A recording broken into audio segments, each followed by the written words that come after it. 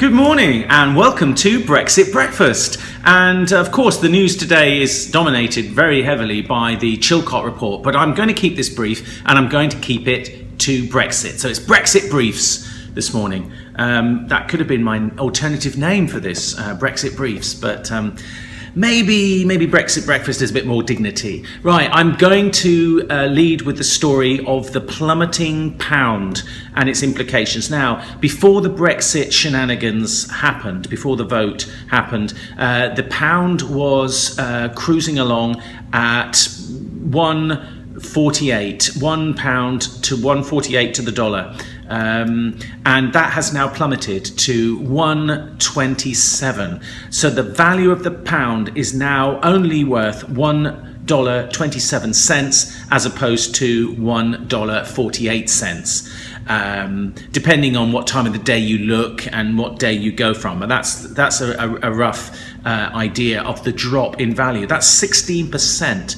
And that's in the space of 2 weeks. That is massive. Now, there are estimates from the financial companies that the pound hasn't stopped falling.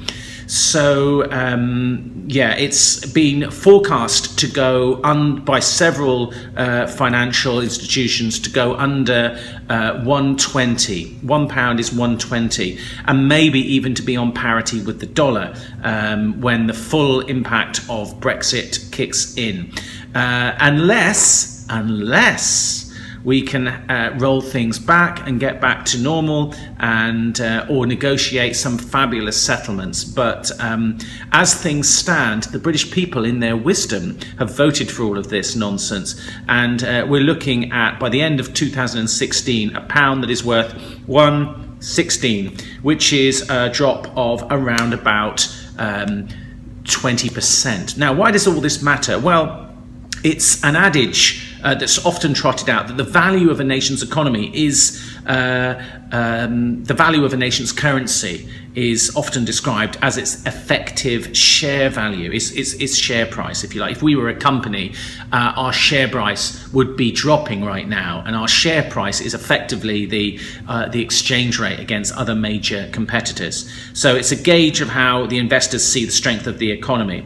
Now, again, why does this matter? Well, we trade 474 billion goods and services were traded in 2015 with Germany, which is part of the Union, China, which isn't, Holland, which is, the US, which isn't, and France, which is. So there's a bit of a mixed bag there. But even if you take the US, then our imports from the US are going to be much more expensive, and this is going to have an impact on prices. And of course, it may not kick in immediately because retailers have already bought stocks for the foreseeable, but by the time the end of the year comes, we will see in England and the UK a big increase in prices and inflation as a result of that. But the good news is that Nigel Farage is going to be the next England manager. No, seriously. There's talk in the papers that he might be featuring on a Brexit Big Brother.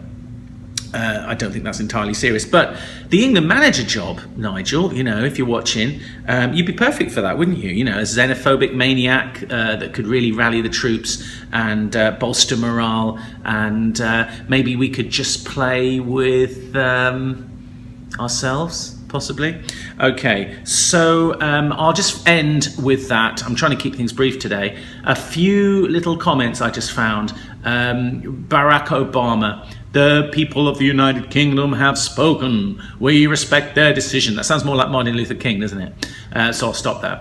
The special relationship between the United Kingdom and US is enduring. Blah, blah, blah, blah, blah. Trump, what has he got to say for himself? Just arrived in Scotland. Place is going wild over the vote. They took their country back, just like we will take America back. Back from what? This is the thing. Independent from what? As far as I was aware, Britain still makes its own laws, has its own democratically elected parliament, and sets its own taxes. So, Merkel really regrets the decision. It's a blow to Europe and the European unification process. Hillary Clinton, the time of uncertainty only underscores the need for calm, steady, experienced leadership in the White House. Okay, so she took a quote about the Brexit and turned it to our own needs there. Putin. What does he say? Mr. Putin said Brexit would have both positive and negative consequences for Russia and the rest of the world, and that he expected markets to stabilise after the initial shock. They always do, don't they? But they might stabilise at a lower level. So a few quotes there. I can't be bothered to go. You can check them out for yourselves. So the main thing today is you're going to be swamped with Chilcot news, and quite rightly, because it's a big deal and you should be checking in on that. But Brexit, there was a leak, or Kenneth Clark was purported to say that Theresa May was a bloody difficult woman, and she was later asked about this, and she said yes, and the next person to find out how bloody difficult I am is going to be the leader of the European Parliament in the British negotiations.